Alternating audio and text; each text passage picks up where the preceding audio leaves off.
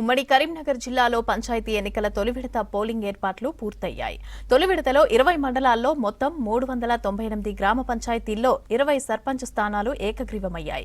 378 సర్పంచ్ స్థానాలకు ఎన్నికలు జరుగుతున్నాయి. మొత్తం 8,844 మంది అభ్యర్థుల భవితవ్యం రేపు తేలనుంది. కరీంనగర్ జిల్లా నుంచి తొలి విడత పోలింగ్ ఏర్పాట్లపై మరిన్ని వివరాలు వెంకటేష్ అందిస్తారు.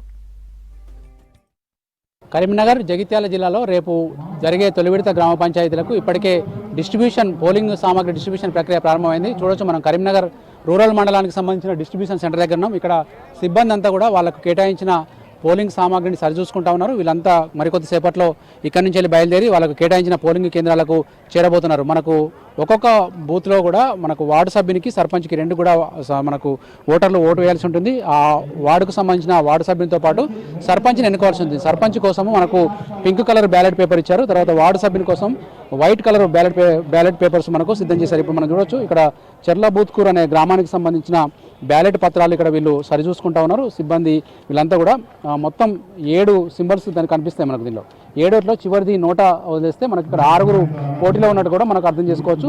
ఇవి రాజకీయ పార్టీలకు అతీతంగా జరుగుతున్న ఎన్నికలు కాబట్టి స్వతంత్ర గుర్తుల మీదనే ఈసారి ఎన్నికలు జరగబోతున్నాయి. మనకు ఈ సిబ్బంది అంతా కూడా ఒక్కొక్క పోలింగ్ బూత్లో 4 స్టాఫ్ను మనకు సెలెక్ట్ చేశారు. పోలింగ్ ఆఫీసర్తో పాటు అసిస్టెంట్ పోలింగ్ ఆఫీసర్, మరో 2 అదర్ పోలింగ్ సిబ్బందిని కూడా కేటాయించారు. సార్, ఇప్పుడు మీ బూత్ వరకు చెర్లబూత్కూరులో ఎంతమంది ఉన్నారు సార్ ఓటర్లు? చెర్లబూత్కూరు 9th వార్డు 231 మంది ఓటర్లు ఉన్నారు టోటల్. ఇప్పుడు మీకు ఏమేమి సామాగ్రి ఇచ్చారు సార్ మీరు దీంట్లో? మాకు ఈ ballot papers, sarpanch ballot papers, అదేవిధంగా వార్డు మెంబర్ బ్యాలెట్ పేపర్స్, మిగతా మెటీరియల్ కవర్స్ అన్ని ఇవ్వడం జరిగింది. ఈ మెటీరియల్లో ఏమేమి మీరు సరి చూసుకున్నారు? ఇంకేమైనా ల్యాబ్సెస్ ఉన్నాయా? ఏం ల్యాబ్సెస్ ఏం లేవండి.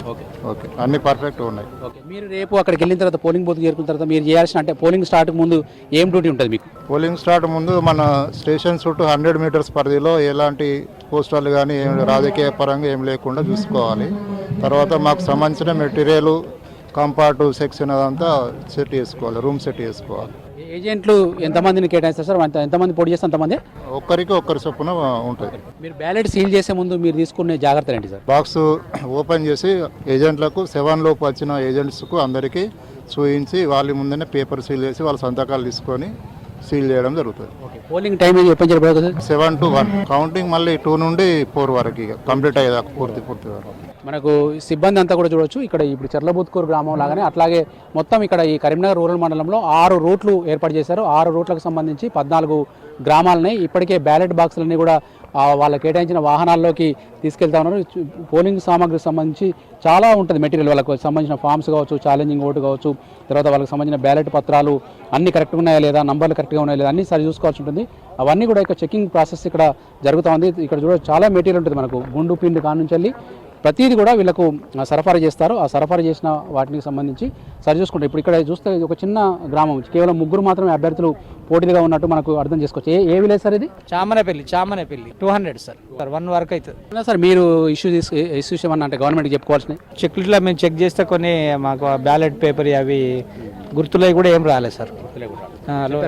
దృష్టి తీసుకెళ్ళారు? చెప్పినాం సార్. చూడొచ్చు, మనకు చాలా వరకు ఇక్కడ మనం చూస్తున్నది కేవలం కరీంనగర్ రూరల్ మండలం మాత్రమే. అట్లాగే గంగాధర, చొప్పదండి, తర్వాత కొత్తపల్లి, రామడుగు, ఈ 5 మండలాలకు సంబంధించి కరీంనగర్ జిల్లాలో రేపు పోలింగ్ జరగబోతుంది. తర్వాత అటు జగిత్యాల జిల్లాలో తీసుకుంటే 7 మండలాల్లోని 122 గ్రామ పంచాయతీలో పోలింగ్ జరగబోతుంది.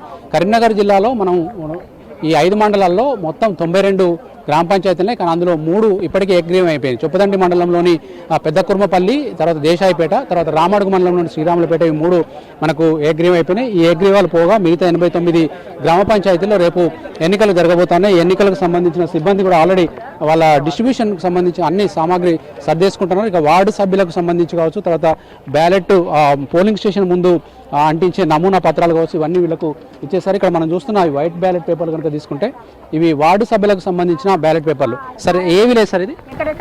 నగునూరు. ఎంతమంది ఉన్నారు సార్ ఇక్కడ? మీకు సర్పంచ్ ఎంతమంది ఉన్నారు, వార్డు సభ్యులు ఎంతమంది ఉన్నారు? సర్పంచ్ 6 ఉన్నారు సార్. ఈ గ్రామ పంచాయతీ నోటా సింబల్ గతంలో ఉండేది సార్, ఈసారి ఫస్ట్ టైం ఇచ్చారు? గతంలో కూడా ఉంది. రేపు మీరు వెళ్ళగానే పోలింగ్ స్టార్టింగ్ ముందు మీ డ్యూటీస్ ఏముంటాయి? మాక్ పోలింగ్ లాగా బాక్స్ అంతా ఓపెన్ చేసి చూపించి బాక్స్ సీల్ చేసి తర్వాత ఏజెంట్ల ముందు ఓటింగ్ స్టార్ట్ చేయడమే అంతే. మీకు ట్రైనింగ్లో ఏమేమి నేర్పించారు సార్? మీకు ముఖ్యంగా కొంతమంది ఆల్రెడీ మా ఓటేసారని చెప్పి అడిగే అవకాశం ఉంటుంది. అట్లాంటి సందర్భంలో ఏం చేస్తారు? అట్లాంటి సందర్భంలో టెండర్ ఓటిస్తారు. తొందరగా.